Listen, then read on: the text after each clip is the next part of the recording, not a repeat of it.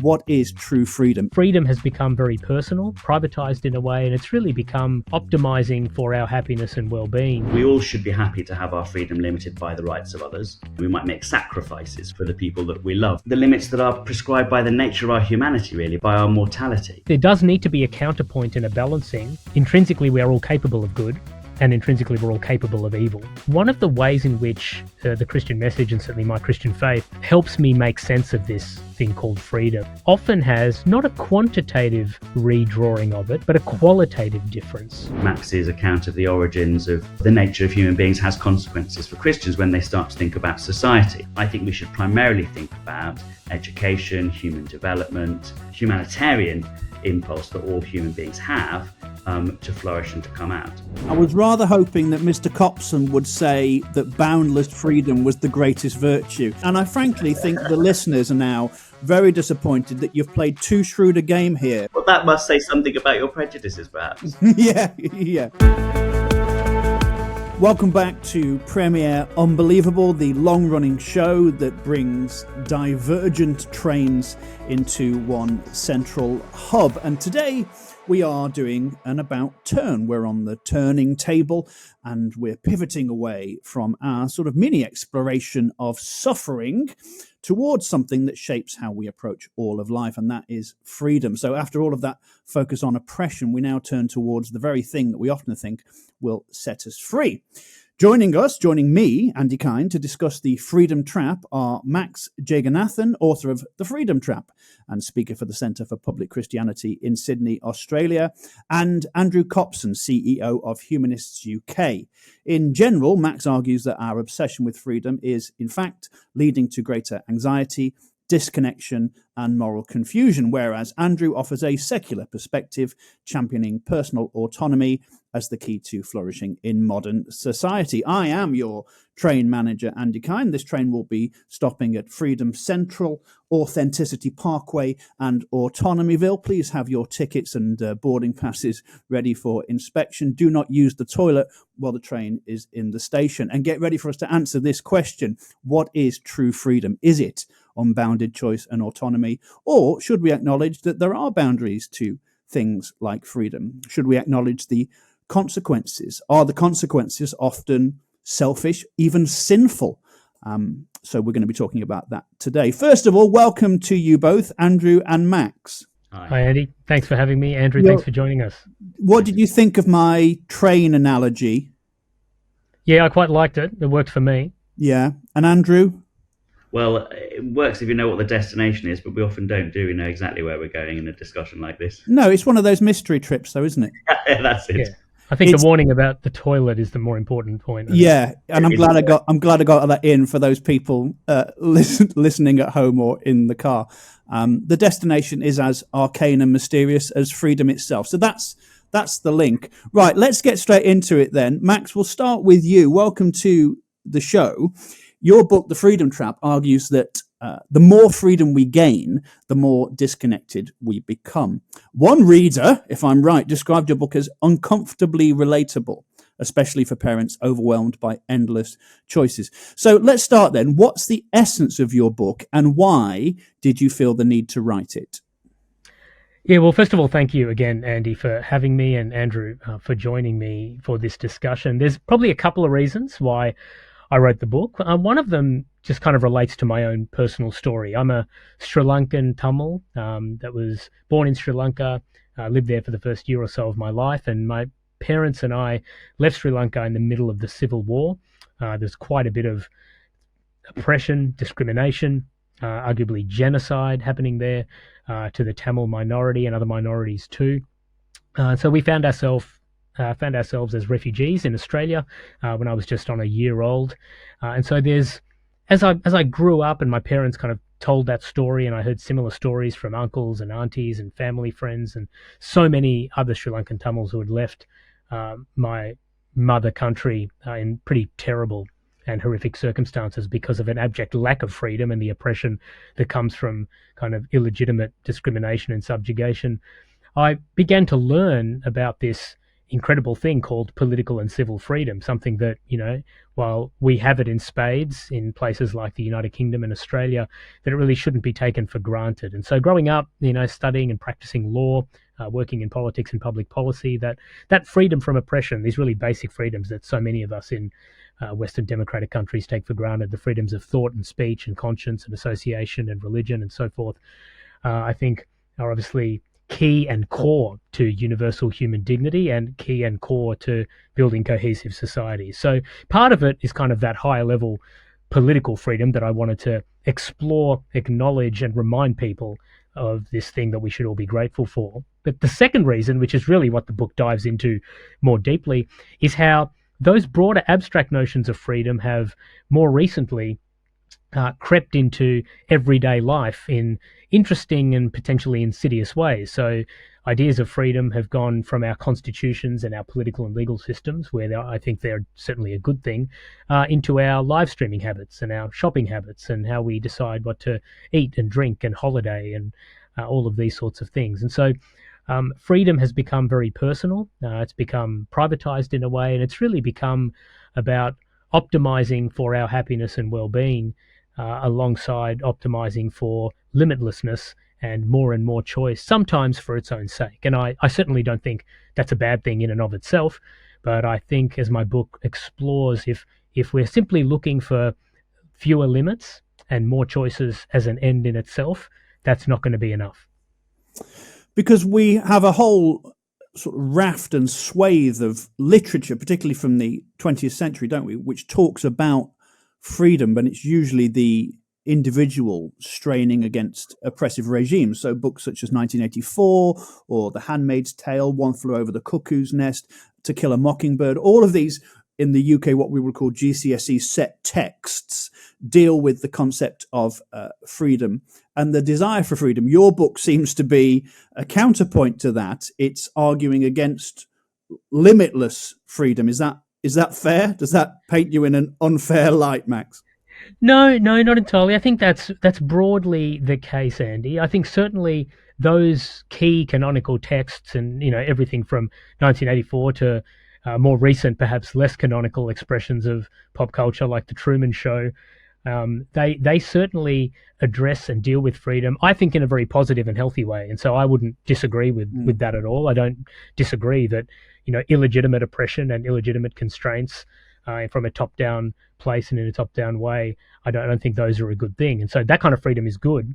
But I think there does need to be a counterpoint and a balancing when political freedoms and civic freedoms kind of morph into personal autonomy that's unguided, unexamined, and unthought through, which I think at its worst, not always, but at its worst, and if left unexamined, can work against our broader holistic levels of happiness, well-being, flourishing, and so forth. Brilliant.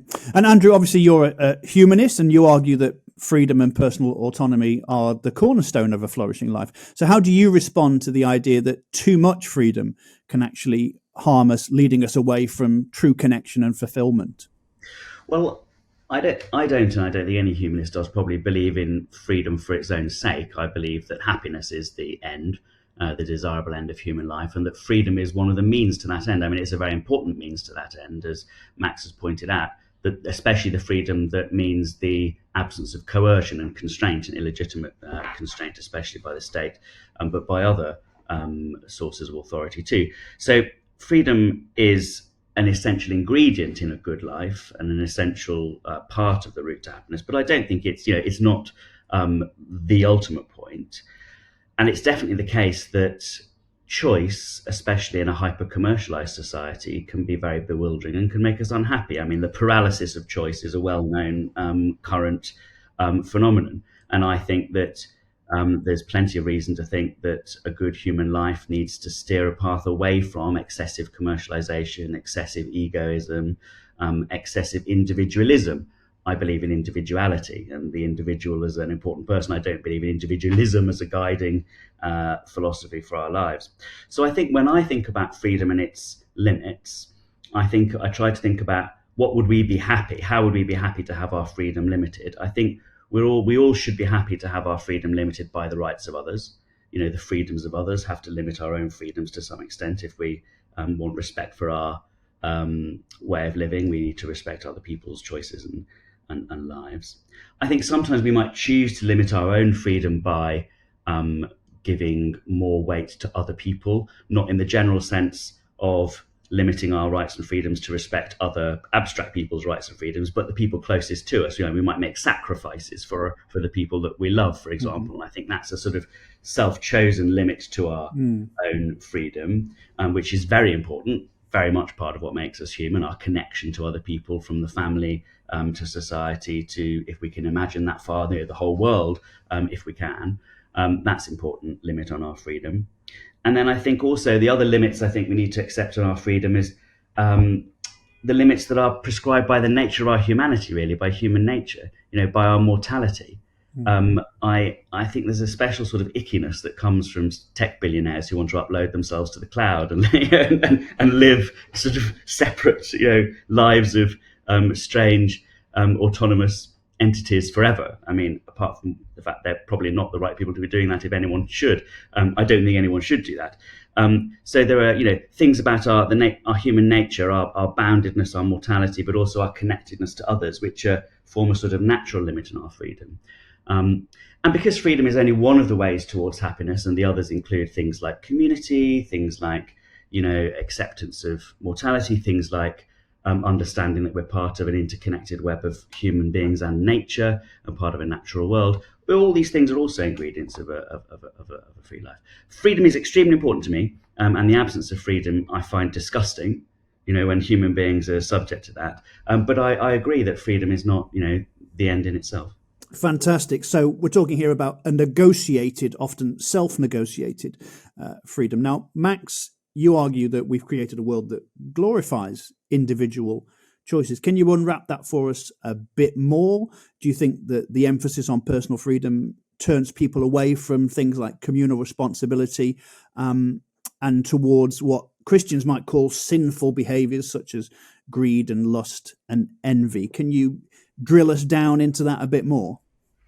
Yeah, happy to, Andy. One thing I will start with, though, having heard Andrew's comments just there, is that you may have a problem, Andy, because Andrew and I may agree on an awful lot. Well, I was just thinking that. I was rather hoping that Mr. Copson would say that boundless freedom was the greatest virtue, and I feel quite disappointed. And I frankly think the listeners are now very disappointed that you've played too shrewd a game here, Mr. Andrew Copson. Well, that must say something about your prejudices, perhaps. Yeah.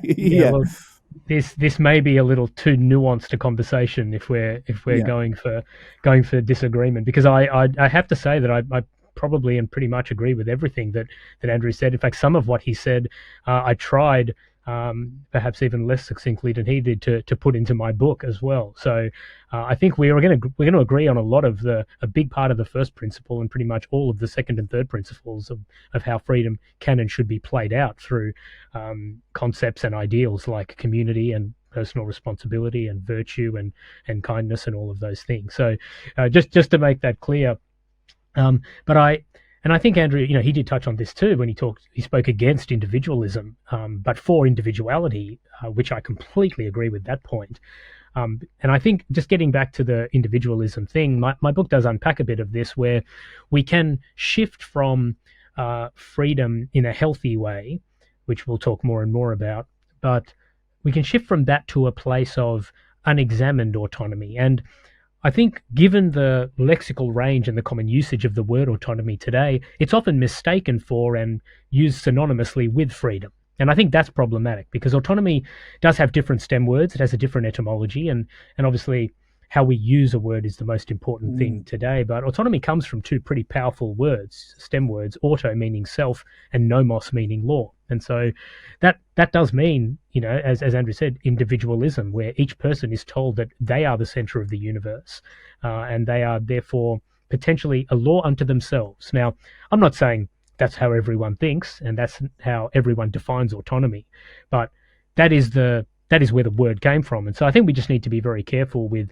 replacing freedom with autonomy and replacing autonomy with freedom, because I think once we get into cultural waters where we are even subliminally or implicitly suggesting that people can be a law unto themselves entirely, then I think we run into problems because, and as Andrew correctly said, one good example is whenever we use freedom, and I touch on this in the book, our freedom and our use of freedom and our choices necessarily rub up against the freedoms and rights and choices of other people. And so straight away, if, I'm a law unto myself, I would like to I would like the freedom to drive home at whatever speed I would like, but that necessarily detracts from the freedom of others to get home safely, or the rights of others to get home safely. So in pretty simplistic ways, I know I'm speaking at the moment, but I think drawing that distinction between freedom at its best and autonomy at its worst is a good starting point. And I don't think we'll agree on everything, Andrew and I, but I think we certainly agree on that. Anything you disagree on so far, Andrew? I mean, the most contentious thing in the show to this point was my train metaphor, and I'm upset that is the most contentious thing that we've covered so far. Imagine autonomous trains. There you go. That's the way to get into it. You're watching Dragon's Den with our guest, Andrew Copson. Andrew, anything that you disagree with Max on so far? I saw you sort of slightly squint at one point. Well, I'm just baiting you, really. I'm just hoping. Was it? I think it was the bit where he defined individualism. I wonder whether. No, I broadly agree about that. I think that's right. I think it's possible, of course, for two people to agree and to say the same things, but nonetheless for there to be slightly different underlying flavour, or where these ideas come from. I think that might be a bit niche and nuanced for a discussion here. I think that, and I don't want to get into a sort of semantic discussion about whether autonomy is the best word for this completely untrammeled, excessive freedom. I don't think it is really. I think to me, autonomy has, but this is what words turn us on, isn't it really? I think autonomy to me is a very positive word, and it means having a measure of self-government, a measure of independence. It implies for me responsibility as well as freedom. But that's just semantic disagreement. If Max and I mean the same thing, it doesn't really matter what we call it. I suppose the consequences of this belief in freedom might be interesting to discuss. One of the things, of course, that I think as a humanist, so far we've been speaking, I'm not familiar with the link of some of these ideas to Christian thought, but obviously these ideas are very embedded in humanist philosophy, both modern and ancient. The idea of freedom and community and the place of the human being and the nature of the human animal and all the rest of it is, and of course there's a lot of overlap between Christian ideas and humanist ideas, just as there's a lot of overlap of ideas from all different human traditions, because we're all just trying to work it out, and especially when we talk about the societies that we find ourselves in, we start from the reality of our social situation, and so naturally we have a sort of commonality in how we think about it. But I think from a humanist point of view, I want to move relatively quickly from the idea of what is the good bits of freedom, what are the more difficult bits of freedom, what are the challenging bits of freedom, to how do we engineer that in our society. So, Max made a good example about speeding. Well, I think for me, my beliefs about freedom and its benefits and its harms lead me to want to have better laws, better frameworks, more social and democratic consensus, big taxes on billionaires so that they don't become strange, untrammeled space entities, better social welfare, and so on and so forth. Because I think, the positive aspects of freedom are best played out in a society that has, solidarity, a measure of equality, a solid social welfare floor, and all the rest of it. So I don't know whether there's any, but I suspect perhaps Max might agree with all of that as well, and so that might not be. Well, maybe. I'm sure we're going to find things to disagree with on. But Andrew, let's stay with you then. And again, I think everybody listening. One of the things I always find about humanists is that I agree with the outworking of their beliefs almost universally. What about, from a humanist perspective, someone who says, I believe in autonomy, I believe in self-law and self-ruling, but I don't want to be a generous ruler. I want to be an oligarch or a dictator. And I don't believe that as a humanist, or rather as someone who doesn't see God as the ultimate ruler, right, well, that I have the free choice to do that. So as a humanist, how do you negotiate with people who agree in autonomy, but don't Yeah. have that same heart for community and fellow human beings? Well, I think you have to start by recognizing that sometimes the only thing you can do with such people is defeat them. I mean, that sometimes just has to happen. I mean, I don't know when this will be broadcast, but as we're sitting here, it's Victory in Europe Day tomorrow, right? Celebration of the end of the Second World War and the temporary defeat of fascism in Europe. And so that's a good example. It's an extreme example and one that people reach for, but it happens to be in the news right now, so let's make use of it. I mean, there are some occasions when people think the sort of things that you've just described, when you just have to plain out defeat them. You have to get people together who think better about community and freedom and human responsibility and human rights and human dignity, and you have to combine and defeat the person who wants to rule you and tyrannize you and all the rest of it. That's important to say. But so that's one way of dealing with the person that you're talking about. Another way of dealing with them is to attempt, as you say, to reason or to negotiate, to say this is harder and you have to be earlier on in the radicalization journey to make this intervention. By the time they're world king, it's too late. But earlier on, when they're perhaps thinking the sort of thoughts that you're laying out, you might say, well, come on, it's a better world if we're all more equal. There's lots of data to support that. More equal societies are happier. When more people are free, you don't have to be looking behind your back all the time thinking, is someone going to finish me off now? If you're the nervous dictator or whatever, it's a better way to live. It's a better society if we're all free and equal. So you might try and reason them with that. The other way of dealing with the problem that you raise is to try and prevent it from happening at all in the first place, to try and engineer a society through our education system that prizes freedom and choice and mutual respect through the education system, for example, that prizes equal treatment through the welfare system. Try and make a society where as few people of the sort you're talking about pop up as possible. So sort of prevent them from ever arising. That's my view about how we deal with that possibility and attempt to prevent it arising. It's very practical, this worldly view, because I think that's wonderfully unpacked for us. Max, do you see any issues with that view? Do you see any root or fundamental flaws in that way of negotiating?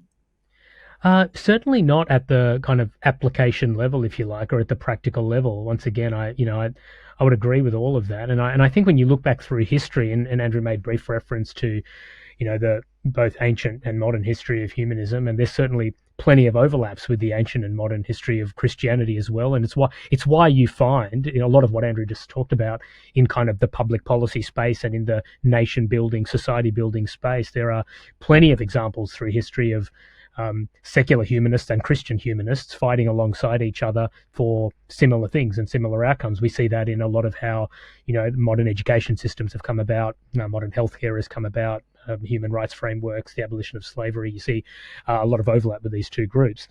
Once again, at the second and the third principle level, freedom in a healthy way, in a community building, relational, virtue focused way, seems to play out and align very well. Where the difference is, and both of you mentioned this briefly, is probably just where I as a Christian would get that conception of freedom at the beginning, and where I would ground that at the first principle level. And so while I think we would both agree with universal and intrinsic human dignity, for me as a Christian, I think for me that comes obviously from the ancient Christian doctrine of the idea that we're all made in God's image, all of intrinsic and infinite worth. And Andrew would just ground that in a different place. But then once we take those things as given, how we then go out into the society and build societies that are fair, that are just, that foster virtue, civic virtue, responsibility, social cohesion, and all of those things can look very, very similar. And so where my book gets to this place, in a sense, it's written by a Christian, but what it lays out is a kind of vision for society that certainly starts with the Christian ideal of freedom, but it ends with something that you certainly don't necessarily have to be a Christian when you start out to line up with and to get behind. Yeah. Well, I have to say it's been a very gentle ride through the countryside so far. Yes, I'm continuing with my train analogy. You can't stop me. Now, we're talking about freedom, and so far there's been very little to disagree on. And and that is fine. It's nice when people of divergent worldviews agree and at least can engage in amenable banter. So let's see if we can find at least some disagreement, just to sort of pique the interest of listeners. And probably these questions are questions you've answered before, so please humour me.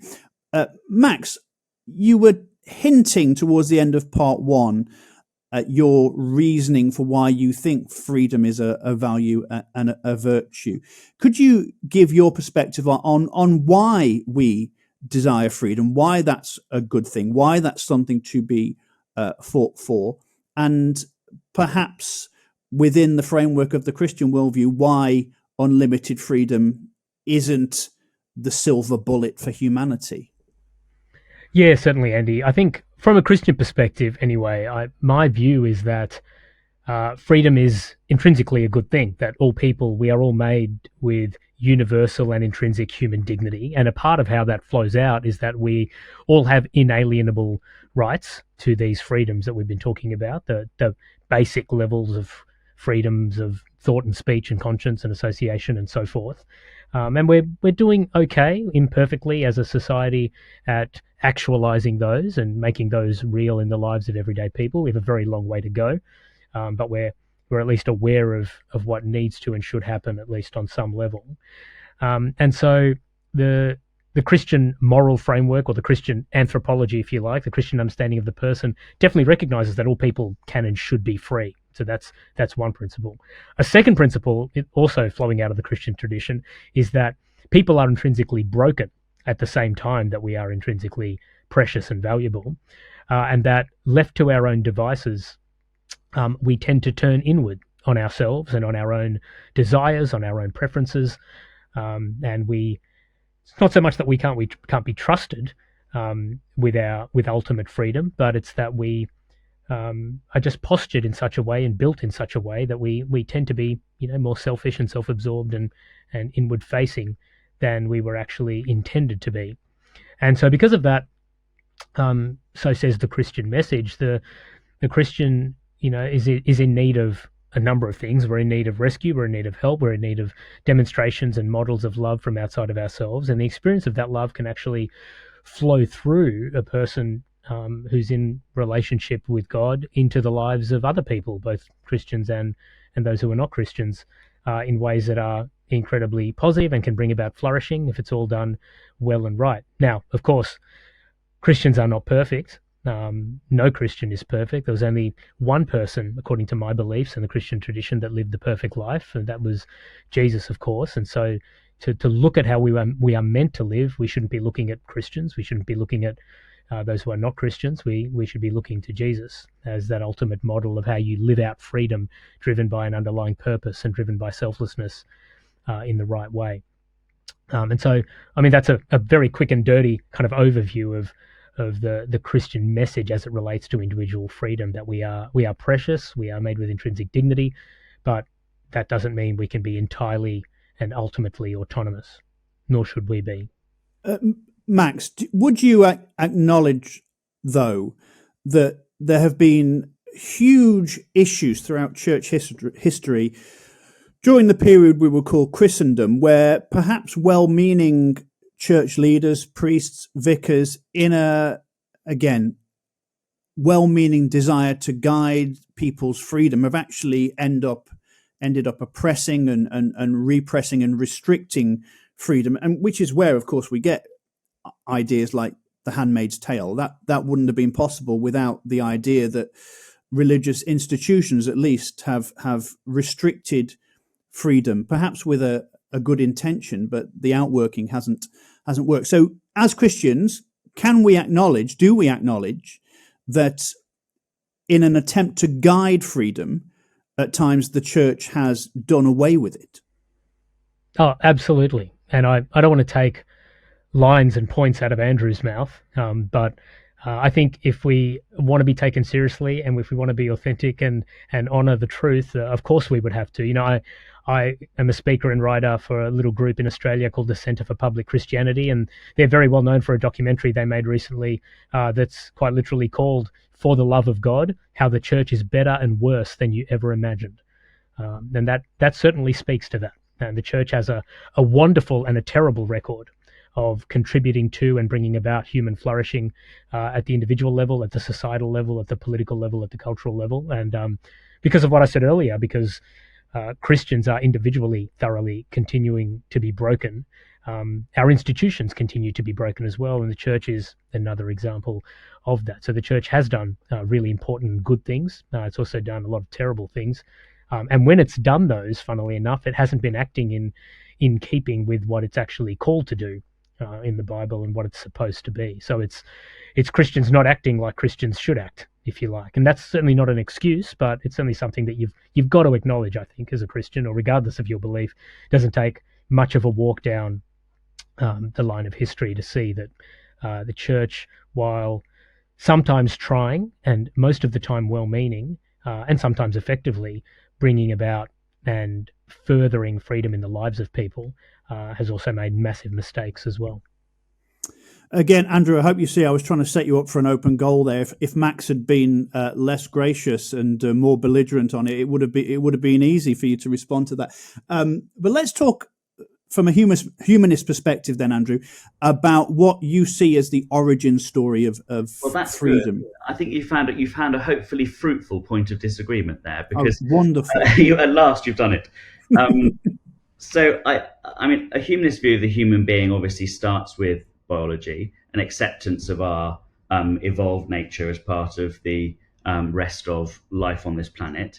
And it doesn't take long when you start thinking about human biology to recognize the social nature of our species. And so, humanists accept that there are a lot of what we experience in our societies, a lot of what we do has its origins in our biology. Biology isn't the end of the story. Obviously, you've got to build on biology with culture, and then you get the sort of civilizations and societies that we live in today. But biology is the beginning. So I think that we are naturally agents. We move around the world with a sense of ourselves in our heads, and that means that we want to be free. We move freely, and so that, I think, says something about the origin of our sense of freedom. Because we're also social animals, we're very aware of our relation to others, and that's another generator of the idea of freedom, because immediately your entity number one is aware of entity number two. You start to think about what your rights and obligations are to each other, and you start thinking about, for example, freedom, but also responsibility. And I don't think that the human being is intrinsically broken, or that human nature it can be described in that way. So I think that is the first point of significant disagreement. In fact, to the contrary, I think that the human being is intrinsically social. And I would say that there are some, depending on what you want to mean by the word good, I would say that could be rephrased as the human being is intrinsically good. And, humanist philosophers have expressed this idea long before biology told us that it was probably the case. If you think about a humanist philosopher like Mencius, the Chinese philosopher, when was he? Just after Confucius, so about 2,500 years ago. And his philosophy was all about this, the intrinsically social and intrinsically good nature of human beings. He said, what happens when there's a group of human beings, walking along, and they all see or hear a child falling down the well? They all run towards the well. Whatever their worldview, whatever their beliefs, they run towards the well. He says this is instinctive. And his point is that when we think about the human being is something of a kind to be social, to care about others intrinsically, and is intrinsically good. Now, again, that has consequences for a humanist in the same way that Max's account of the origins of the nature of human beings has consequences for Christians when they start to think about society. So I don't think that when we think about our society, we should primarily think about punishments and sanctions and rules and commandments. I think we should primarily think about education, human development, because I think that you can go with the grain of human nature by trying to bring the goodness out and create the social conditions for that humanitarian impulse that all human beings have to flourish and to come out. Maybe, unfortunately, that doesn't lead to too much disagreement between me and Max, because he also thinks that you've got to create the right social conditions to bring out the goodness in people. So maybe, again, it's I think there must be some fundamental. If Max thinks that human beings are of a type to be fundamentally broken, and I think they're of a type to be fundamentally intrinsically good, that is a disagreement, obviously. Whether it's a disagreement that has enormous consequences, I'm not sure. But of course, I don't believe in God or Jesus or any other thing, so that's all off the table for me. Well, you're welcome, nevertheless. When it, thank you very much. I should hope so. On a train, everyone's if they're paid for their ticket, they're all allowed. Yeah. When it comes to the record of Christianity as it relates to human freedom or human well-being, well, I don't think there probably ever is a way of, especially the 1500 years of Christendom, I don't think there's ever a way to write the school report on all of that and say, oh, mostly good or mostly bad or good in parts. But I would say that obviously Christian institutions have been responsible for enormous harm, as we've already said, and I agree with that. They have been. I think probably they haven't always been well-meaning, although you both wanted to make some concessions there to fellow Christians and assume they've been well-meaning in the past. I think that's a stretch too far for some of them. Some of them probably did mean well and had bad effects. Some of them undoubtedly meant harm, as we would interpret harm today. So I think that the record in the end is difficult to judge. I certainly think there's no difference in my experience between the Christians I know and the other people I know in terms of how good they are. I certainly think that I can think of naughty Christians that I know, and good Christians that I know, and naughty Hindus and good Hindus, and naughty atheists and good atheists. So I don't think there's any obvious distinction there.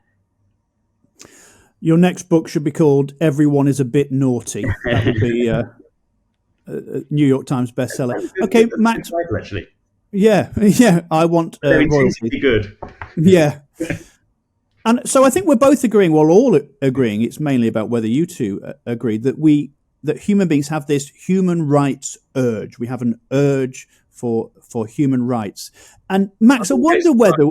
I don't think we have an urge for human rights. I think we have instinctive ideas about sort of fairness and cooperation, but I think human rights are a cultural product. I think human rights, as Max said, they're the cultural product of both a humanist tradition, a Christian tradition, in fact, lots of Confucian tradition, lots of global traditions have combined to give the idea of human rights. But I don't think we could say we've got an intrinsic, for a start, it's very easy for human beings to look at another human beings, think that they look different and think that they don't deserve rights, So I think that, whereas we've got instinctive ideas of fairness and cooperation, and so have chimpanzees, right? Human rights are the hard cultural work of our ancestors over many centuries to develop, to put, cultural flesh on the bones there. Sure. Thank you for that clarification. And sorry if I misrepresented you in any way, Mr. Copson. Max, I wonder, though, whether we can add some nuance to this idea that Andrew is saying that human beings are inherently sociable or inherently good, and you as a Christian saying human beings are inherently broken. Are you able to add some nuance to that? Because it doesn't seem to be that it has to be a direct binary choice between those two. Yeah, that's right. I think that's right. It doesn't have to be a binary choice. And I would say, and that's why I use the word broken and not evil, because I think I would say that human beings we all have the intrinsically we are all capable of good, and intrinsically we're all capable of evil. And I do agree that intrinsically we're all inherently social. All of those things are things that, Andrew probably agrees with and are certainly aligned with the Christian, with an anthropology of the person as per the Christian message and the Christian conception of the human. I think where the differing happens is Andrew and I line up on where we see a lot of things on the second and third principles where we see virtue playing out, how we see the importance of compassion and selflessness and cohesion in communities and service and a lot of those sorts of things. And because of that, our differences, I think, are a little bit more easily masked because our primary differences are at the first principle level. And if you agree on the second, third, and fourth principles, then it doesn't really matter. Who cares? And on some level, that's actually probably the case. We should just, to the degree that we agree on all of these other really important things that are practical and relevant in real life, we should just get together and get on with it. And my book kind of makes that point too, that regardless of what you believe, when you agree on these important things like virtue and society and so forth, you should get on with it. The risk, of course, is, as Andrew, correctly summarized his position, that God is kind of belief in God is off the table. If you took other people for whom belief in God is off the table too, my concern is that people in that space may well not arrive at the same space that Andrew does on his second, third, and fourth principles. And while we share a view on things like tech billionaires and dehumanization and consumerism and the commodification of people and all of those sorts of things, we do need a response as individuals and as a society to people who don't share those views. And one good example is, with what we see today, happening across the Atlantic from you guys, is this kind of attack on empathy that's going on, right? Where, they're saying that, these Christians have contaminated the ethical pool with these notions of empathy over the last couple of thousand years, and it's time to shake those off and get back to this kind of Randian, Machiavellian place where empathy is seen as weakness and we need to throw it out. Everyone just needs to go for it. The strong survive, etc., etc. Once we go to that place, and Andrew clearly and obviously is not in that place, and thankfully the vast majority of humanists that I've met are not either, but it does highlight how you can go to different places where you change the metaphysics or the first principle underneath. And so that's probably a point of disagreement. My experience is completely the opposite, of course. I look over the Atlantic and I hear people saying, these humanists, these liberals, they've contaminated our morals by thinking of others caring about, we must have Christians. To be honest, there's Christianity all over the current Republican Party and the current presidency, and a lot of the hard right called Christian nationalists for good reason groups that are in America, and I see them criticizing humanist liberals for empathy more than I see them criticizing Christians for empathy. But I don't think that matters, because in practical terms, as you say, we're on the same side. But I think that's I see a very different picture in America. And I would also say that there are plenty of people for whom God is on the table who have bad, antisocial, destructive views. So it's not, I think it's wrong of me to say there are other people for whom God is off the table who aren't as nice as I am, because there are other people for whom God is on the table who aren't as nice as you are. I think it's wrong to frame these two things as being somehow antagonistic. There are people of goodwill that are non-religious. There are people of goodwill that are religious. There are people of goodwill who derive their principles from their belief in God. There are people of goodwill who derive their principles from other non-theistic origins. And there are also bad people who believe in God. You must believe, surely there have been bad Christians over the years. And you may like to say, well, they're not, often I've noticed that religious people like to say they weren't proper Christians, or they were misapplying Christianity, or they were, getting it wrong. And if they'd been proper Christians, they'd been okay. Well, everyone thinks that about their belief. Everyone thinks they're processing their belief correctly. Probably Mussolini thought he was a good Catholic. I'm sure Pope Francis wouldn't have thought Mussolini was a good Catholic, but then Mussolini wouldn't have thought that Pope Francis was a good Catholic. So, how do you arbitrate in that sort of dispute? So I think, we have to acknowledge that there are well-intentioned people on both sides. And I think that if that's the case, then I think we need to ask ourselves, Max, does it actually matter, belief in God or not? I think that's an important question.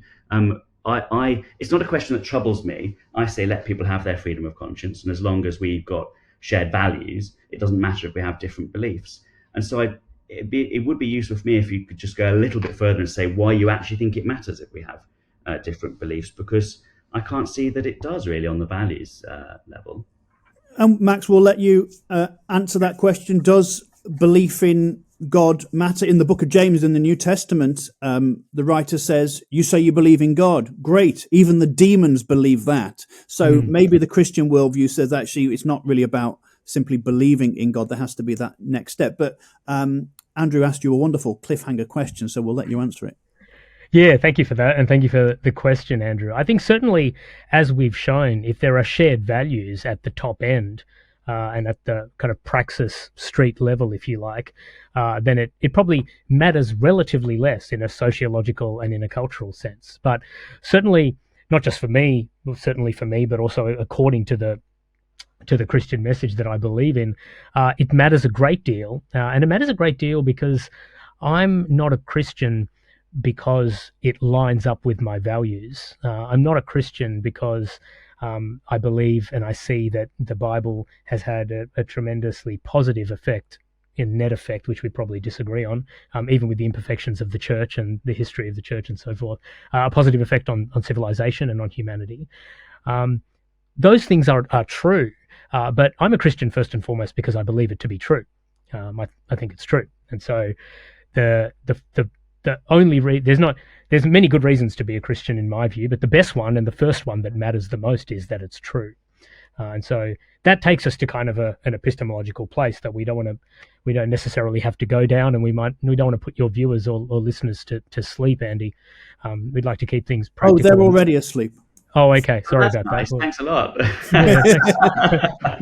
We're doing our best. No, they're not. They're very devout listeners. Wake up. That's right. But I think Andrew's point is correct. I do fully concede that if we have shared values, then I don't think it doesn't matter why we believe in those values. But I think certainly if we have shared values, we can get on with building societies together.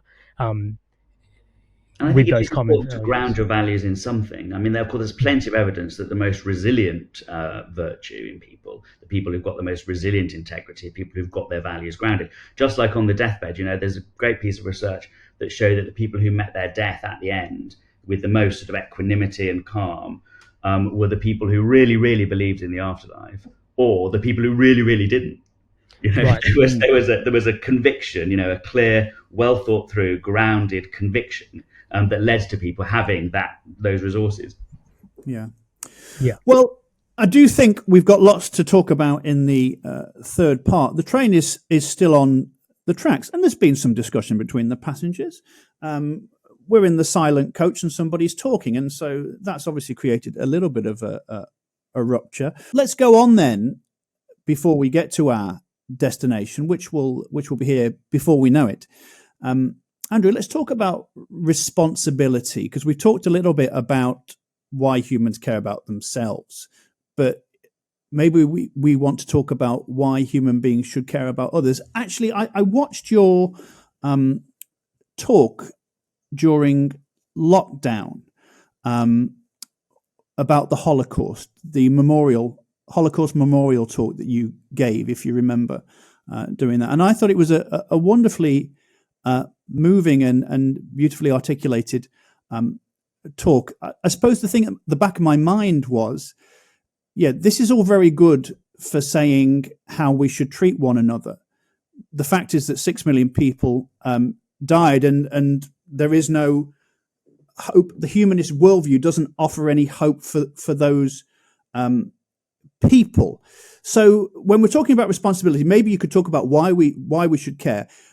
But is there an element to which humanism, and this is a slightly deliberately sort of pointed question, is there a point at which we have to say that humanism is fundamentally hopeless because all it can do is focus on the now and the future? Feel free to have at it, sir. Well, take me to task. A completely unloaded question. Well, I don't remember giving that talk about the Holocaust, so I'm sure you're right. But it is interesting that you start a question about responsibility and what makes us, good, responsible people with that question. Because there was a very interesting study done just after the Holocaust by a Dutch psychologist, Jaap van Praag, who wanted to know why people didn't give Jews up. So he went, he did a study in the Netherlands of people who had hidden Jews. So not people who most people gave Jews up to the Nazis. Most people collaborated. Unfortunately, that's a terrible fact about the Christians of the time, the humanists of the time, and so on and so forth. Everyone, but people who didn't, he wanted to know why they didn't. And he found, unsurprisingly, I suppose, that those people who didn't, who did the right thing, as we would all probably, hopefully, agree, had a certain ethical resilience that meant that they were surer of their own views than they were willing to collaborate with authority. And so he said, okay, let's find out more about where this comes from. And so he started analysing the people who'd been resilient in this way. And first of all, he thought that it might be religion that made people give people up to the Nazis, because he found that lots of, relatively few Catholics hid people, for example. A lot of Catholics gave Jews up to the Nazis. So he thought, maybe it's religion. And he got quite excited about this because he was a secular guy. So he thought maybe he was about to demonstrate that it was religion that made you a bad person and a collaborator. But eventually he found it wasn't. And he found in the end, the common denominator between people who didn't give people up to the Nazis was that they had either a very supportive home life where they'd talked in the home about what was right and what was wrong and so on and so forth, or they'd had an education that had spent time with them. The education system in the Netherlands was very distinctive, so he was able to analyse this quite well, and a moral education that had asked them to be critical, think critically, think about their own values and so on and so forth. So he found that early ethical formation that was critical, that was open, that was the main factor that those who didn't give Jews up to the Nazis had in common. So I think that when you ask about where does moral responsibility come from, I think it comes from that mostly. I think it comes from early formation in values, and that might be in the home or in school. They're the two main places, aren't they, really, where people have their moral formation. So that's what I think about that question. Now, why should we care generally? Why do I care about other people? Why do I think other people matter? I mean, I think it's really, I suppose, because I think I matter myself. If you, Andy, or Max, or me, Andrew, sit here thinking, well, I do have desires, I have wishes, I have needs, I have feelings. We all think that we matter individually, right? At least most people think that they matter individually. And for me, if I know that I think that I matter, I've got to assume that everyone else feels the same about themselves, right? And they've got no stronger case for thinking they matter than I have for thinking I matter. And so on that basis, I think I build my own ideas about reciprocity and responsibility and regard for others. I see my face in theirs. When I look into their eyes, I connect with them as another human being like me, of a same kind, with the same needs, with the same wishes, wanting the same respect for themselves. And so, I connect with them on that humanitarian basis. That's where my own morals come from. Well, that's what I say now, trying to analyse myself. Really, I think probably just because my grandma taught me to be good, but whatever. There's lots of ways that morality come from. So that's what I think about that, where we ground our morality, how we ground it. And we also talked about that a little bit earlier when we were talking about how we would take on the dictator, when we were talking about how we would try and reason them into caring about others. But that's my own feeling about human responsibility. I've spoken a lot, but do you want me to address this question of hopelessness? I don't want to avoid it. I don't want it to seem like I'm avoiding it. No, I don't. I didn't want to hand you a loaded gun. I mean, I can see how, from a Christian point of view, because of course Christians like to think about this life that we're living now as not being the only one we have, and so of course from that point of view, you probably, I don't know, you must tell me if this is wrong, but you probably invest a lot of importance in the next life as well, and I can understand that. But given that certainly all humanists, probably most non-religious people, not all of them, but almost all of them, think that this is the one life that we have, the question doesn't really sort of make sense, because it would be like me saying to you, isn't it, why are you doing anything today? Because it's going to end this evening. I mean, it's just, and you would say, well, because I'm living my life, I'm doing my things, there's meaning and shape and stuff to do, people to see, things to look forward to, people to love and all the rest of it, right? So that's what I would say about this life. I think that there is, and so I can see why to you that might look hopeless, but it doesn't feel that way to me and to others, because that's not our worldview. Yes. I do think that there is, however, a way in which you could. So how do humanists make sense of things like the Holocaust was the starting to this, and I don't think we make sense of that by appealing to hopelessness, but I do think that we make sense of it perhaps by appealing to the concept of tragedy. I think the concept of tragedy is quite a good one for a secular person, for a humanist, is to say, and not least because it was created by a relatively humanistic culture of classical Athens, which had many humanistic values in it and some very non-humanistic ones. But the idea of tragedy is quite humanistic. We say, look, this is a tragic thing that's happened. We see it, we understand it, we feel it, we live with it. We regard it as a moral example, and the idea of tragedy, I think, is quite useful for a humanist from that point of view. Now then, the next step is try and make sure it never happened again, right? And then you've got to understand it and think like Jaap van Praag did, what makes people resilient to not participating in this sort of crime, and then you talk again about moral education and human responsibility. But I do think that there is room in the humanist worldview for the concept of tragedy, but that doesn't lead us into hopelessness. That's wonderful. Thank you so much, and a wonderfully disarming answer to a loaded question that I gave Andrew there. Max, I'm sure that lots that Andrew said. So what would you like to respond to specifically there? We'll just give you a bit of time to go around the houses. Yeah, sure. Thank you. Yeah, thank you for all of that, Andrew. Plenty that resonates with me in that. I thought I'd pick up on what you started off with, which was talking about responsibility, because obviously we do agree on that, but I think there is divergence, and I'll come to that, because you in the last part you correct me. You correctly kind of asked the rhetorical question of, does it really matter where we anchor our beliefs? And this is one area where I think it does, because while we both agree that responsibility is important, reciprocity is important, that kind of awareness of other people's rights, feelings, the impact of our decisions on them, the use of our freedom on them, all of that is important. That kind of reminded me and kind of brought to mind just one of the ways in which the Christian message, and certainly my Christian faith, helps me make sense of this thing called freedom, and helps me put some more flesh on the bones of a lot of what you were talking about in a societal cohesion space. My book talks a lot. I mean, you talked about responsibility, which I think is great and really important.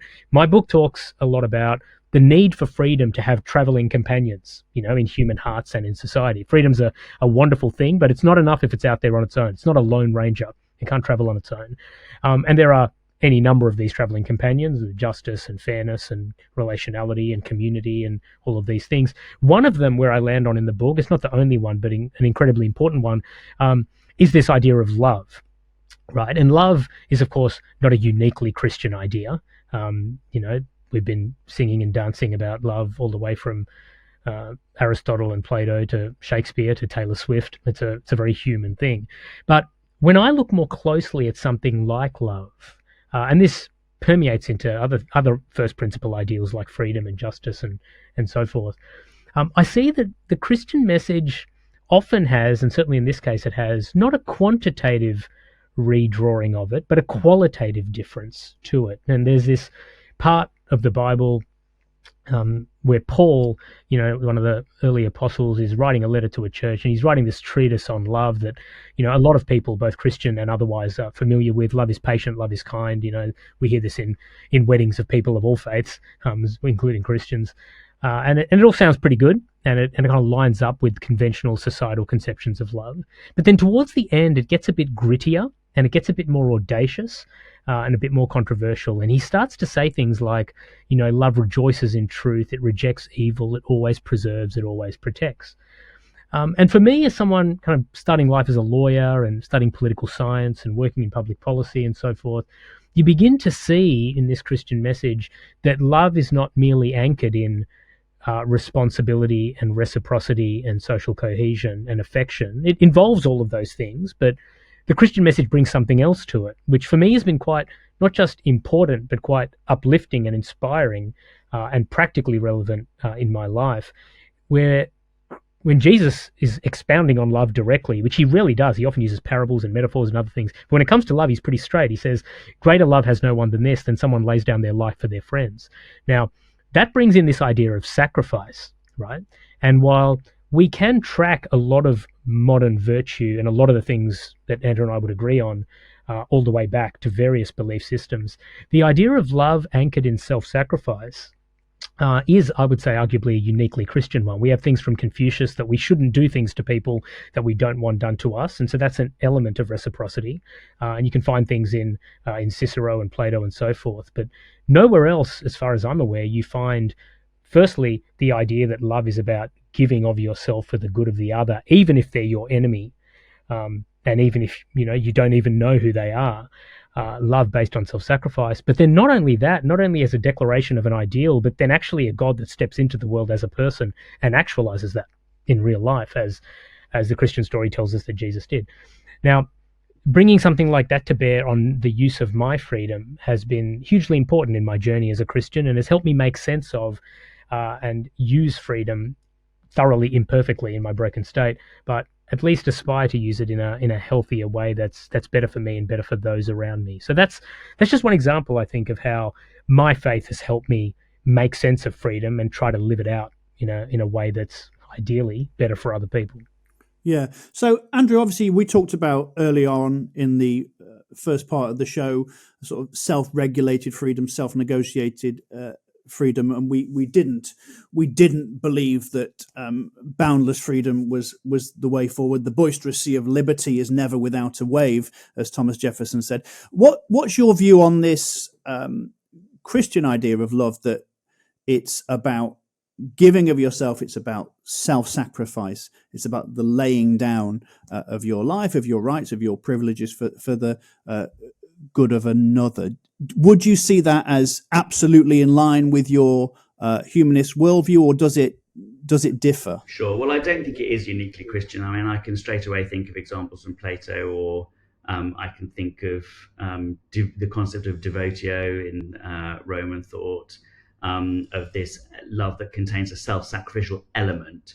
But I understand it is important in Christianity. I'm interested by this idea that you've got to do it for your friends. I don't know if I would only do it for my friends. I mean, I can think of other people I would do it for as well, possibly. But I do think that, of course, a part of love, I mean, love is one of the things that makes a human being. I mean, animals have sex and bring up their young, plenty of them. But love between two people and the love in a family, that's human, right? So love is obviously a human thing, and the love and loyalty that we feel for others. Self-sacrifice, well, self-sacrifice up to a point. There's something quite annoying about people who are always sacrificing themselves, who are always sort of living for others. I can't remember. You can only do it properly once. Well, yeah, that's true. If you want to, yeah, that's right. There's you can tell, there's an old expression, I can't remember who it's from, it might actually be from a Christian author in the early 20th century, I'm not sure, who said, you can tell, you can recognize someone who lives for others by the nervous expressions of everyone around them. And I think that there's an element of that about sort of this idea of self-sacrifice, or martyrdom in the pejorative negative sense that I would use it. But I do think that, and so I don't want to be too self-sacrificial. You only have one life after all. But I do think that there is a selfless aspect to love, which is extremely important. Love of, after all, love of all kinds, whether it is that personal love, the intimate love, our familial love, or the impersonal love, as it were, that can extend, I hope, in my heart, to the whole of humanity, although it's a big stretch. But I hope that it can be done. That sort of impersonal love does involve a certain sort of selflessness, because it is something by definition that takes us outside of ourselves. Sacrifice of oneself, well, I suppose I'd ask myself pragmatic questions about, whether it was worthwhile. Do I want to sacrifice myself for I wouldn't think it was very worthwhile to, in the German army in the 1930s, to sacrifice myself for fascism. I might think it was good to sacrifice myself for a better concept, and I might, I suppose, who knows, sacrifice myself for someone that I loved in extremis.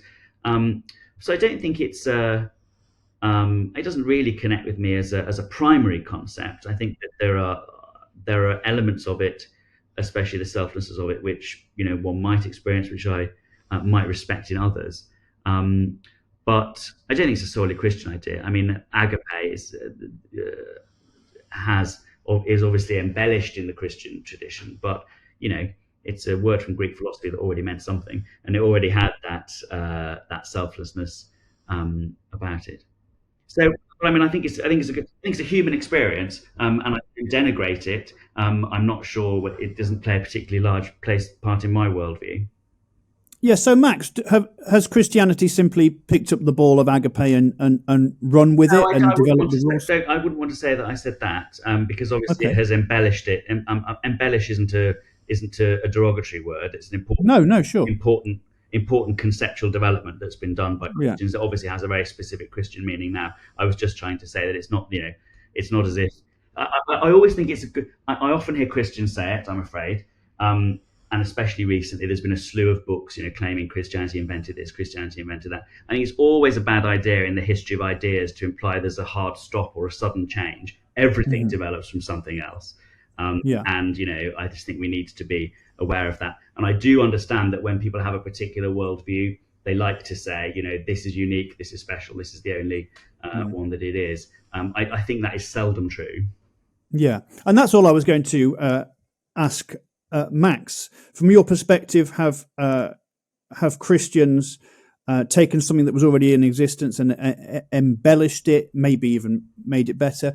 Or is there something that was there wired into the universe at the start, which the gospel signposts?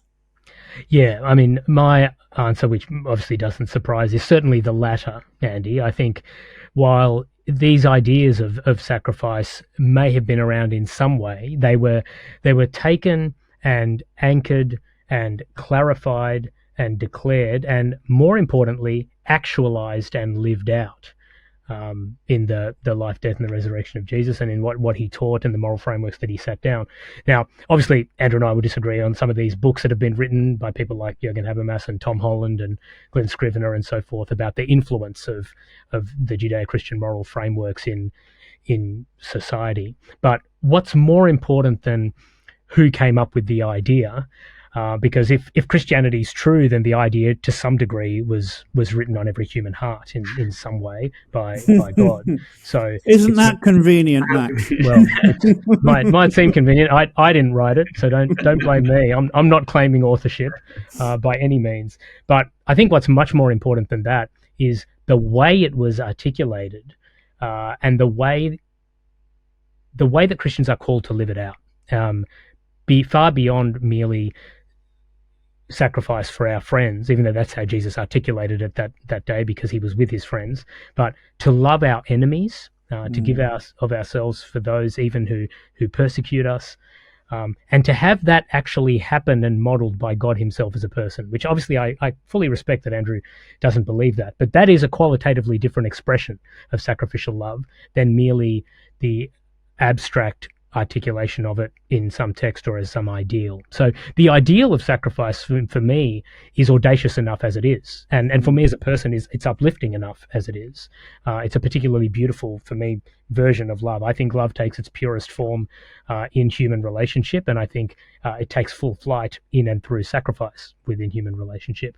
There are other things that I think are important in love: desire, affection, so forth, joy, you name it, but there's something about the way that the Christian set of ideals conceives of love, calls on its followers and its practitioners to live that love out, and models it through a God himself who actually came and lived it out. So I think for me, when it comes to something like freedom, that's incredibly beautiful and incredibly important because of so much of what Andrew and I have talked about, particularly early on with what can go wrong with society when people are self-focused, they're selfish, they're hyper individualistic, they're egocentric and so forth, that where the Christian message comes and offers this different version of freedom, of love, of an outward facing posture is a beautiful thing. Well, look, that's wonderful. I hate to give the Christian the final say, so we're not going to do that. So, Andrew, please feel free, as part of your, you see, that's justice, isn't it? As part of your wrapping up, feel free to respond to anything Max has said there that you take issue with. But really, we just want you to be able to have a chance to give some final thoughts. Well, I don't think I want to take issue with another man's morals and aesthetics. I mean, I think Max has laid out very movingly what it means to him, and I think that's fine. My own life doesn't contain that element of priority for sacrifice, nor does my concept of love. I'm not, I don't find it attractive for myself. Those who like it, that's fine. I think that my own concept of love, especially love between people, especially love in this world, would be more guided by, the pleasure of it, mutual respect, mutual regard, equalitarian ideas about the love between people and for people that are in that. I wouldn't like to think of anyone sacrificing themselves for me. I would hope that instead they could live fully for me. And I would hope to do the same. So sacrifice is not, I think this is a good disagreement. You found a third disagreement between us. Well, I've been working my little socks off all show to try and find these areas. I'll admit I find the idea of sacrifice distasteful. Yes, I think it is better to live and to love for others, yes, and with others and together. But I think not prioritizing sacrifice. Very good. Thank you very much to both of you. And thank you for listening and for watching. I think it's been a very enlightening and exhilarating conversation. We have now arrived at our terminus, so please alight here for more antagonistic shows and podcasts. Do not leave any personal belongings on the train seats. But a wonderful conversation between my guests, Andrew Copson and Max Jeganathan, and we've discussed the complexities of freedom and its consequences. It's clear, obviously, that freedom is not just a matter of autonomy, but involves responsibility both to ourselves and to others, whether we're looking at Socratic wisdom, Christian sacrifice, or secular humanism. It's clear that true freedom goes beyond personal rights and has a sense of duty, love, and service to others implicit in it. So let us know your thoughts. Email us at unbelievable@premier.org.uk. We're on Instagram as well. It's the 21st century at Premier Unbelievable. On behalf of all the team here at Unbelievable and me, your train driver, Andy Kind, thanks for watching. Thanks for listening. Thanks once again to my guests, Andrew Copson, Max Jeganathan, and we'll be back again for more stimulating debate on Unbelievable.